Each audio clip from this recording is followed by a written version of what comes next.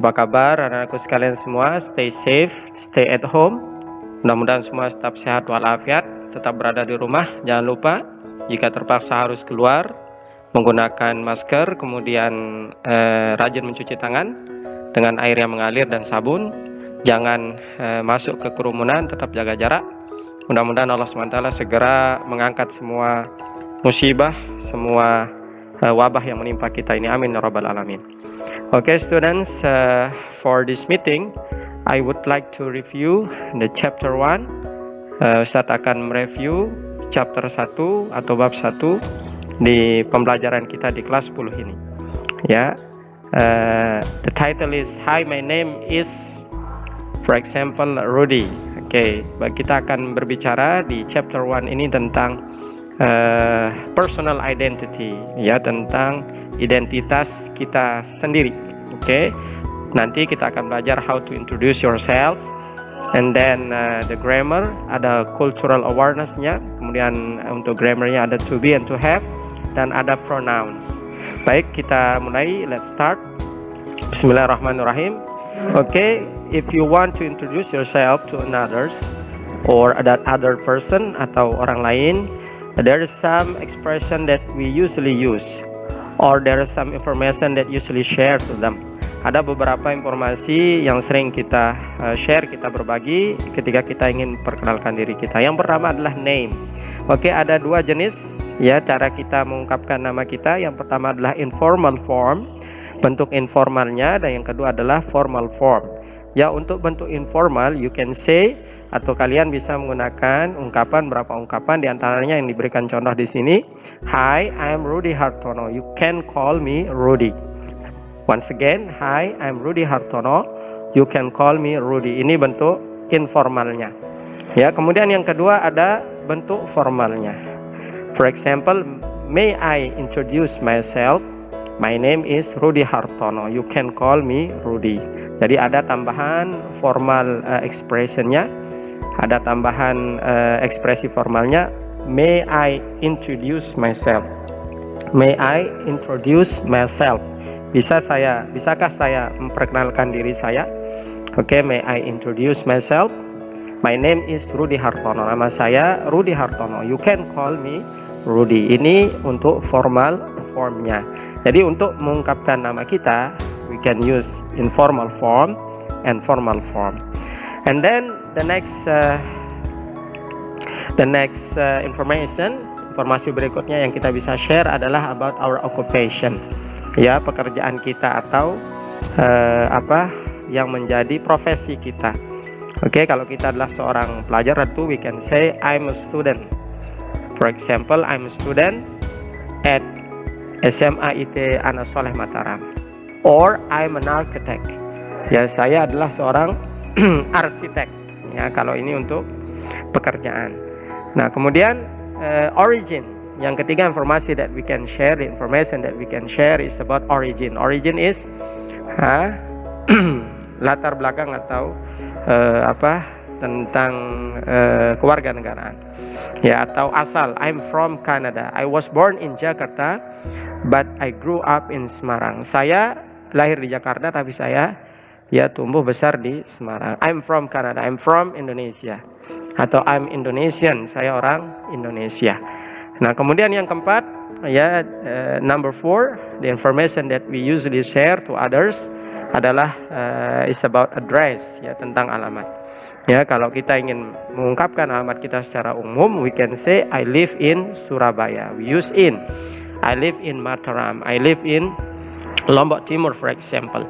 If you want to say a specific place or specific address, kalau mau yang complete address, we can say I live at, ya, misalnya I live at 53 Kabayan Street, Bandung.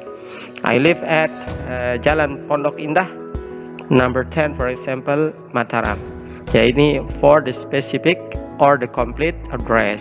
But in general, we can say I live in Surabaya, I live in Mataram. Nah, ini untuk memperkenalkan atau menyampaikan tentang alamat kita. Jadi bisa secara umum, juga bisa ya dengan spesifik.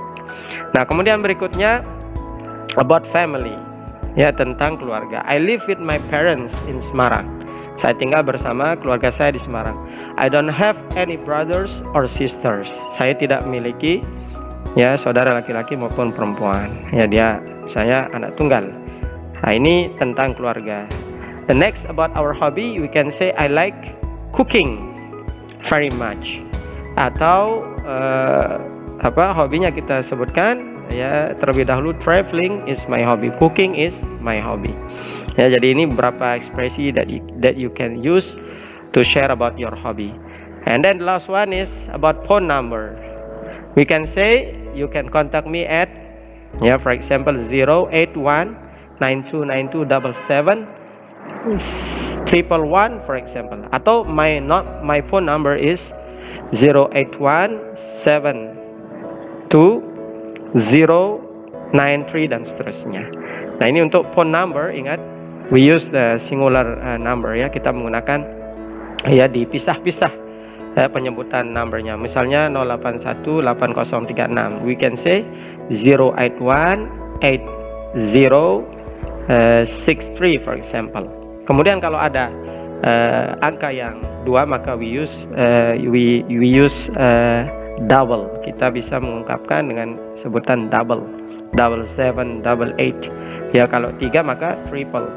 Ya, kalau di 4 we can say 7777.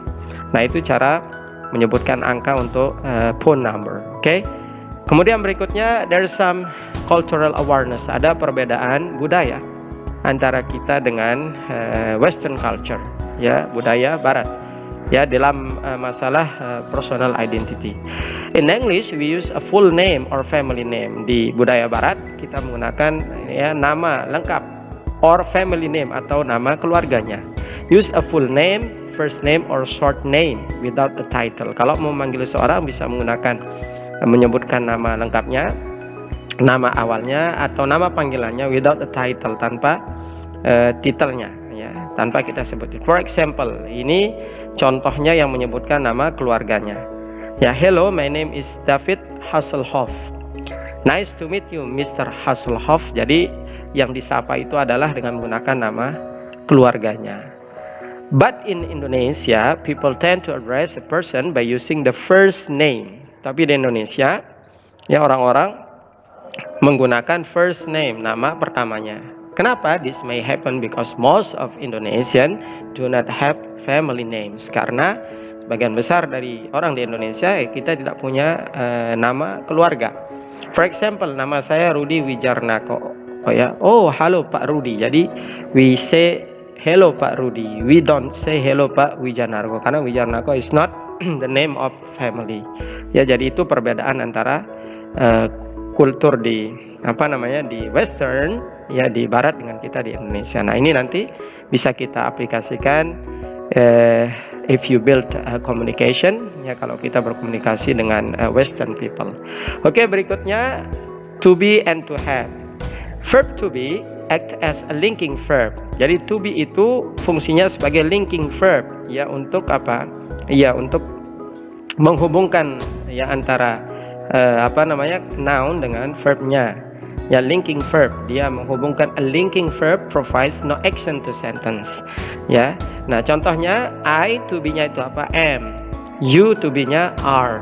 We to be-nya are, you are. He, she, it to be-nya adalah is. They are. Maka are di sini adalah sebagai penghubung antara they dengan verb-nya nanti. Yaitu fungsi to be. Ya. Nah, secara sederhana kemarin sering Ustadz kasih rumusnya itu I, you, they, we, she, he, it itu. Ya, I am, you, they, we itu are, kemudian she, he, it itu menggunakan is. Jadi to be sebagai linking verb, ya, sebagai berfungsi sebagai penghubung dengan kata kerja. Nah, kemudian berikutnya di chapter 1 we also discuss about have. Ya, have implies the meaning of possession. Ya, di chapter yang pertama ini kita membahas have yang fungsinya sebagai possession, sebagai pemilik. For example, I have a good job, I have a car. Jadi di sana disebutkan bahwa I have a good job artinya apa? Saya memiliki possession, ya, kepemilikan. Saya punya, I have a car, saya punya mobil. Nah, begitu ya. Nah, kemudian to build a sentence, untuk kita to form a sentences, some sentences, untuk kita membuat beberapa kalimat ya using have, maka ada beberapa yang harus diperhatikan. Ya, di sini untuk question form, misalnya for example kalau singular ya do I have. Kalau dia, does he have. Ingat belakangnya have, karena apa? Auxiliary verbnya sudah menggunakan does. Does she have? Does he have? Kemudian kalau plural, do we have, ya menggunakan have. Jadi semuanya menggunakan have. Yang berbeda adalah auxiliary verbnya, ada yang do, ada yang does. Untuk she, he, it, we use does.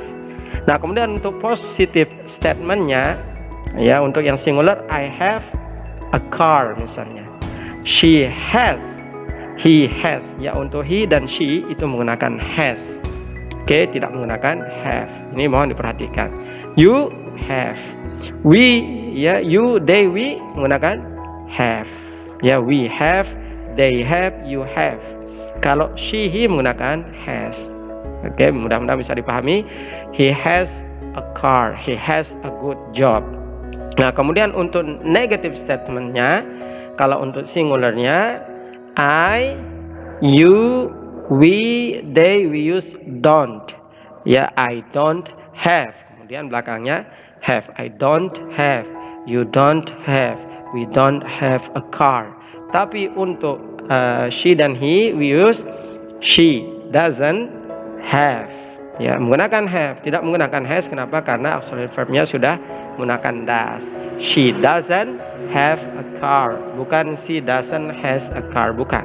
Ya, jadi yang benar itulah she doesn't have a car, karena auxiliary verbnya yang sudah digunakan ya, yaitu apa? Does atau doesn't dalam hal ini ya. Jadi he doesn't have a car.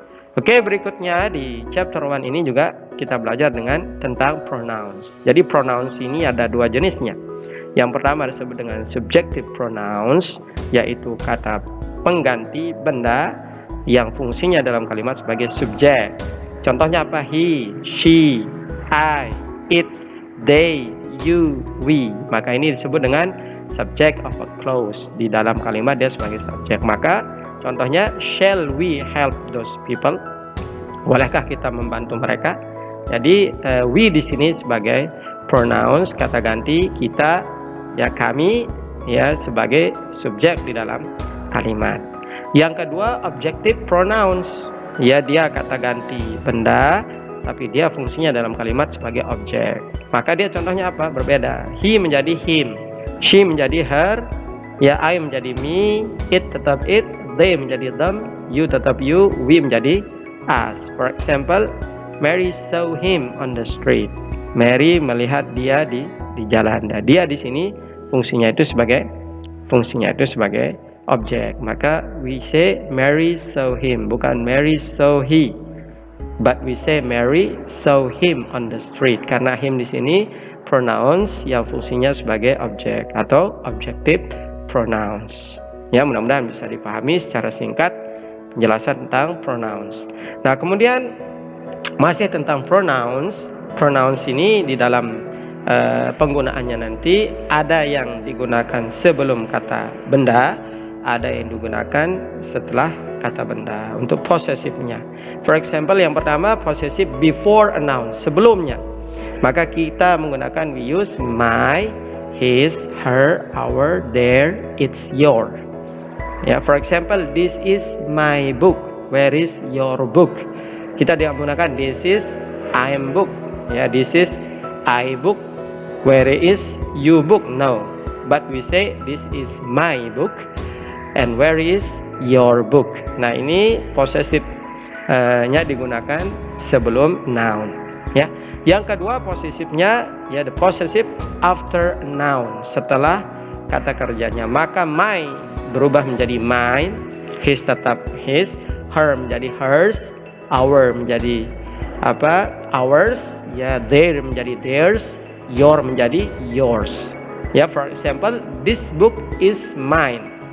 Buku ini adalah punya saya, bukan this book is me atau this book is I. No, but we say this book is mine, but that one on the table is yours. Jadi kata bendanya dulu, booknya baru kemudian possessifnya.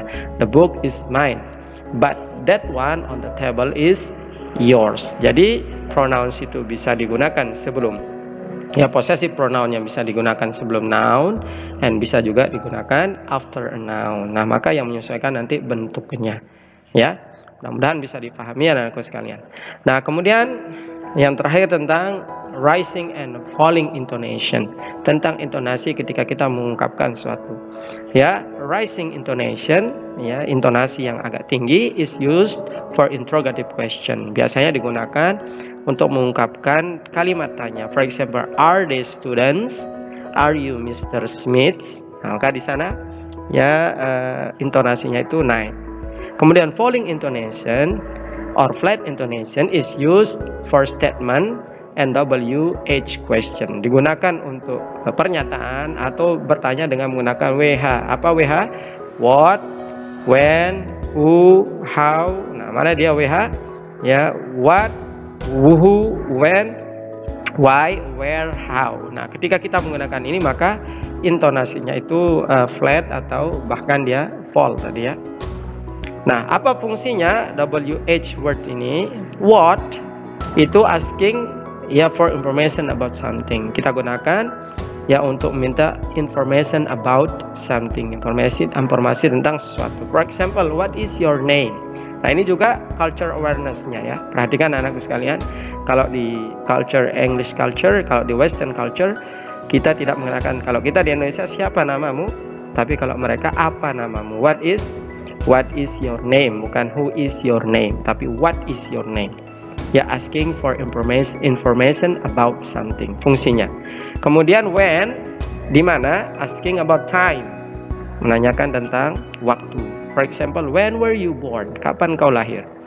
Kemudian where, asking in or at what place or position, menanyakan tentang apa atau di mana, ya, atau bagaimana, ya, place or position, terkait dengan tempat dan posisi. Where do you live? Ya, where is the book? Ya, where do you live? Where is the book? Where is the pen? Jadi menanyakan tentang posisi atau tempat. Kemudian terakhir which, ya, asking about choice, ya, menanyakan tentang pilihan. Ya, which houses is yours? Rumah yang mana yang rumahmu yang mana? Ya, which shoes is yours? Ya, sepatu yang mana punyamu? Which pants is yours? Jadi which ini terkait dengan pilihan kita.